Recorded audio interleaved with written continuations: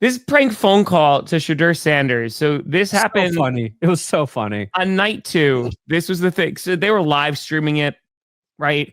What wound up happening is he got a phone call and he pretended to be Mickey Loomis, the GM for the New Orleans Saints, and basically said, you're going to have to wait a little bit longer. So you got a prank phone call. And apparently Tyler Warren got a prank phone call as well.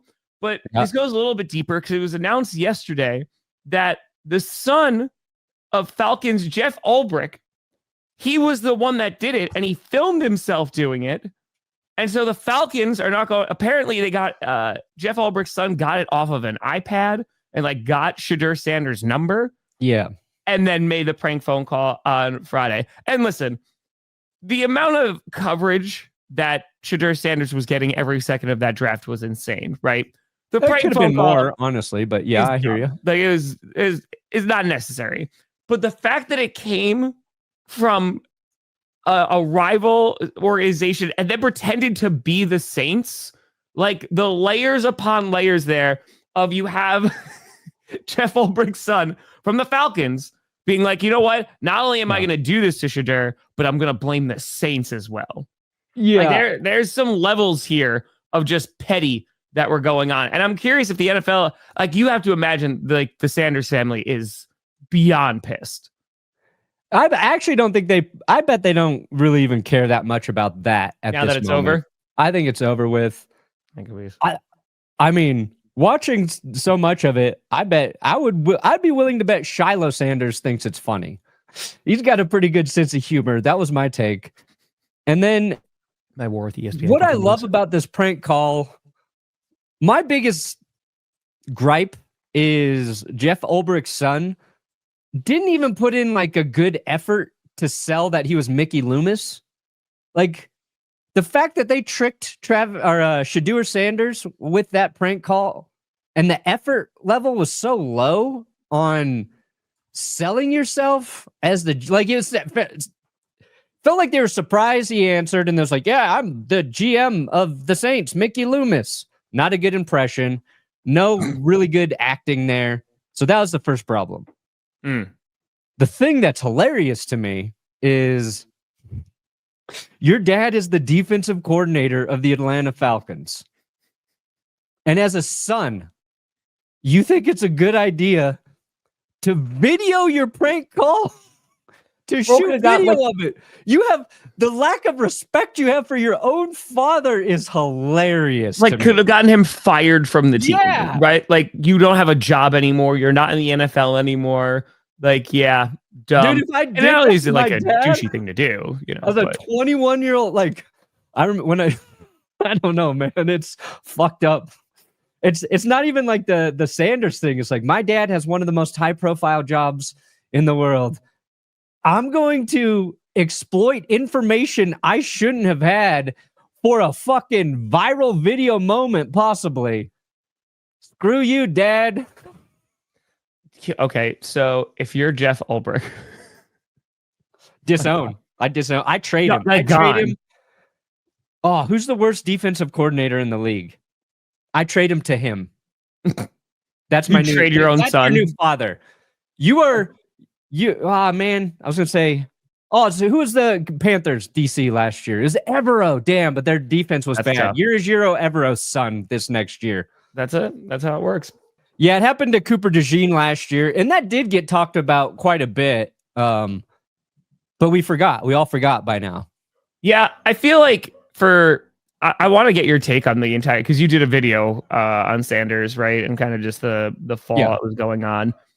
You also have a unique view because you're a Colorado fan. Yeah. Right. And like you saw him play and what was your take on like this entire saga that happened this past week? Because obviously he gets mocked in the first round, right? Like this could be a first round guy, could go at 21. There's some folks who are like, oh no, he can go top 10. Like, you know, he could go like super duper early and he falls to the 5th round. Is it just a combination of the interviews, right, which are all heavily that they just did not go well, is the story that's there? Is it a matter of the family? Is it a matter of just, hey, the talent that's there? because I feel like there were so many narratives that took hold this past week to try and explain what was going on. And you're like, is this collusion with like the NFL owners that are trying to send a message and all that? For you, as somebody who watched him, kind of like, what was your take on this entire weekend? It was weird because he was considered a first round guy.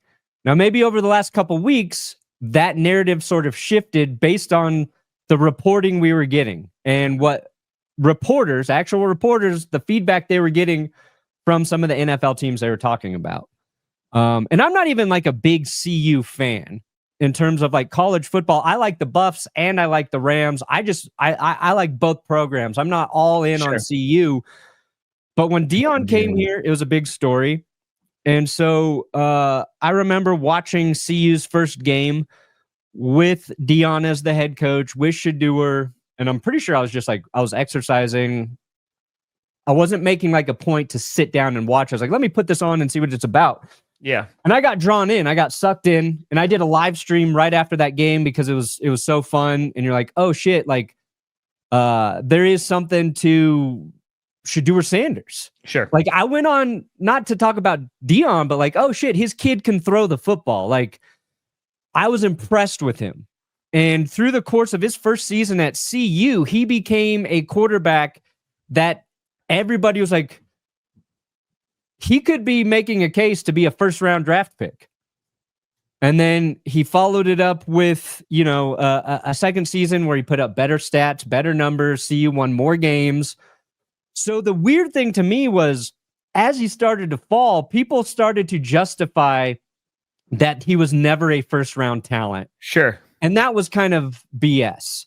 The other weird thing was like, okay, so Mel Kiper got a ton of attention for like just talking about it ad nauseum, right? Man, that's a whole different thing. Yeah. The fact that Mel was surprised by it is also weird because if you listen to some of Mel Kiper's pre-draft talk, one of the things he said is the guy I can't get a read on is Shedeur Sanders. I'm getting mixed signals from NFL teams. So if anybody should have known, it's Mel. So I think what really happened is there's two things. One, the two teams that could have taken him, the Giants and the Saints, those were two interviews that just didn't go well. Yeah. And McShay alluded to it, and he said it wasn't like nefarious. It wasn't like he was terrible. They just didn't go well. So those were the two teams that were probably considering taking him in the first round. Second part of it, I think I put on his dad in that they approached this as teams should be coveting him. And that's how Deion approached his draft. And really, where they missed the mark is like Shedeur needed to sell himself to some of these teams. He needed to answer some questions about his game and about everything that comes along with it. And they just did not do a good job at doing that. Whether that message actually gets through to Shedeur and like, all right, now we got to go to work. Now we have to embrace the idea that the NFL didn't see me as the talented quarterback I know I am. And I've got to prove that to him. Like, I don't even know if that message is I don't know if that's going to go through to the Sanders. Because after I made a video and I was trying to be incredibly fair to both sides. Yeah. Because I think Shedeur took a ton of heat that was unnecessary. I think there was too much attention and too much filleting to that side as well. Like, one of the first things I think Deion, like, they had put out there is like, my son's not going to play second fiddle, basically paraphrasing, to any other quarterback. And he was explaining the teams that he wasn't going to go to and play for. Okay. So it is part of Deion. It's part of, I don't think they sold themselves the right way. And there's questions about his game. Yeah. But he can play fucking football. That's what I watched. And that's why the day 3 pick flyer makes all the sense in the world. Like the value that you're getting, even if it doesn't work out, right? Like you have another guy in training camp to compete for, QB1. Ashley with a fake. Okay. And it's where what happened didn't meet the expectations. And the expectations were round 1 quarterback and then worst case scenario, round 2 quarterback. And then it got crazier every round he went. So, I mean, and while it was happening, I was talking to Will. I'm like, if he actually goes out of the first round, like that, very selfishly is going to be the best thing that can happen for the video we're going to make about it. And then it got even crazier. But, you know, you don't see a guy projected as it's not even just like a mock draft thing. It's like everybody's doing these player grades throughout the course of it. It's like he is a top 20, top 30 player in this pick. You don't see those guys fall out of the 3rd and 4th round. It just doesn't happen. That's why it becomes such a big story. But yeah, you're not wrong. Yeah, Ravens get all the picks. No, man. I mean, I think I was explaining this during, I think it was night 2 during the stream.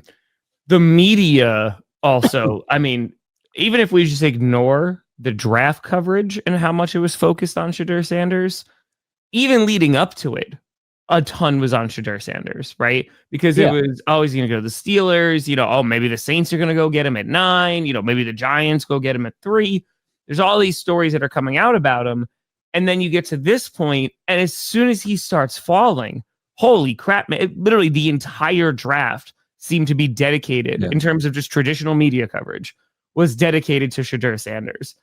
And the fact that he went in the 5th round, I don't know if I've ever seen that amount of coverage of him falling to like a 5th round player, right? Like it was an insane fall, and everybody was clicking on it, and everybody was interested in it, and all these narratives are being built up.